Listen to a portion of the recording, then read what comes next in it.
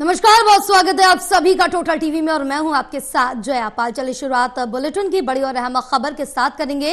राष्ट्रपति द्रौपदी मुर्मू से मिले तीनों सेनाओं के प्रमुख सीडीएस अनिल चौहान ने भी राष्ट्रपति से मुलाकात की। ऑपरेशन सिंदूर को लेकर राष्ट्रपति द्रौपदी मुर्मू को जानकारी दी है। बड़ी अपडेट आप तक पहुंचा रहे हैं, जहां सीडीएस अनिल चौहान ने राष्ट्रपति द्रौपदी मुर्मू से मुलाकात की और तीनों सेनाओं के प्रमुखों ने मुलाकात की है। राष्ट्रपति से ऑपरेशन सिंदूर को लेकर राष्ट्रपति द्रौपदी मुर्मू को जानकारी दी है। तो बड़ी जानकारी आप तक पहुंचा रहे हैं। जिस तरह से देखें कि ऑपरेशन सिंदूर चलाया गया था, पहलगाम हमले में 26 भारतीयों के मारे जाने के बाद ये पहलगाम में 26 मासूमों की जान ली थी इन आतंकियों ने। उसके बाद भारत की तरफ से ये बड़ा कदम उठाया गया था और पाकिस्तान को ऑपरेशन सिंदूर के जरिए एक बड़ा जवाब दिया था। और ऑपरेशन सिंदूर को लेकर राष्ट्रपति द्रौपदी मुर्मू को जानकारी दी है कि आगे और कुछ क्या चल रहा है, क्या रणनीति अपनाई जाएगी, तो तमाम विषयों पर चर्चा की है। तो राष्ट्रपति द्रौपदी मुर्मू से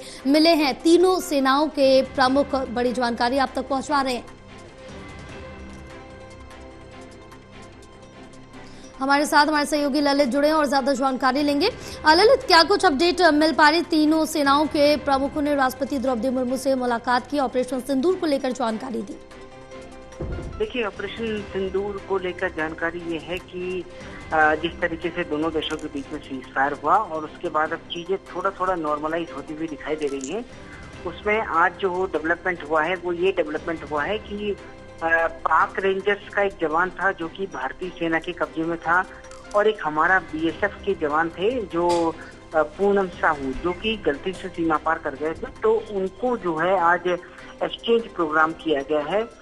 भारत ने जहां पाकिस्तान रेंजर्स के जवान को लौटा दिया है, वहीं दूसरी ओर जो है पाकिस्तान ने हमारे जो बीएसएफ के जवान थे पूनम साहू, उनको लौटा दिया है। तो दोनों जवानों की जो है एक तरह से अदला बदली हुई है और ये जो एक तरह से प्रक्रिया अपनाई गई, ये अटारी बॉर्डर पर इस प्रक्रिया को किया गया। अटारी बॉर्डर पर जहां पूनम साहू भारत की तरफ आए, पूनम साहू की तस्वीरें भी आ गई हैं अटारी बॉर्डर से, जहां पर उनका बीएसएफ के जवानों ने स्वागत किया।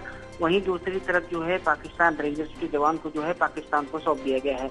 तो कुल मिलाकर के अगर देखा जाए तो जिस तरीके की सीज फायर हुआ था, उसके बाद जो है आज ये जवानों का एक्सचेंज हुआ है और इन दोनों को लौटाए जाने के बाद एक तरह से क्योंकि भारत में भी जो है पूनम साहू को गिरफ्तार किए जाने का मामला जो था, पाकिस्तान के द्वारा अपने कब्जे में लिए जाने का जो मामला था, वो काफी गर्मा गया था। पॉलिटिकली भी डिमांड हो रही थी कि सरकार को उसे वापस लाना चाहिए।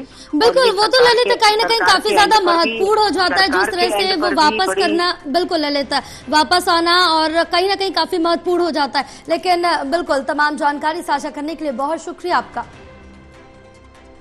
तो बता दें कि राष्ट्रपति द्रौपदी मुर्मू से मिले हैं तीनों सेनाओं के प्रमुख सीडीएस अनिल चौहान ने भी राष्ट्रपति से मुलाकात की। ऑपरेशन सिंदूर को लेकर राष्ट्रपति द्रौपदी मुर्मू को जानकारी दी है। बड़ी अपडेट आप तक पहुंचा रहे हैं, जहां ऑपरेशन सिंदूर को लेकर राष्ट्रपति द्रौपदी मुर्मू को जानकारी दी है। सीडीएस अनिल चौहान ने भी राष्ट्रपति से मुलाकात की। राष्ट्रपति द्रौपदी मुर्मू से मिले हैं तीनों सेनाओं के प्रमुख, उनसे चर्चा की है। ऑपरेशन सिंदूर जिस तरह से ऑपरेशन चलाया गया और यहाँ पर पाकिस्तान को एक माकूल जवाब दिया गया, मुंहतोड़ जवाब दिया गया, उससे कहीं ना कहीं पाकिस्तान जो सबक है वो जरूर सीख रहा है। लेकिन उसके बाद भी पाकिस्तान अपने नापाक हरकतों से बाज नहीं आ रहा है। बहरहाल राष्ट्रपति द्रौपदी मुर्मू को पूरे ऑपरेशन सिंदूर की जानकारी दी।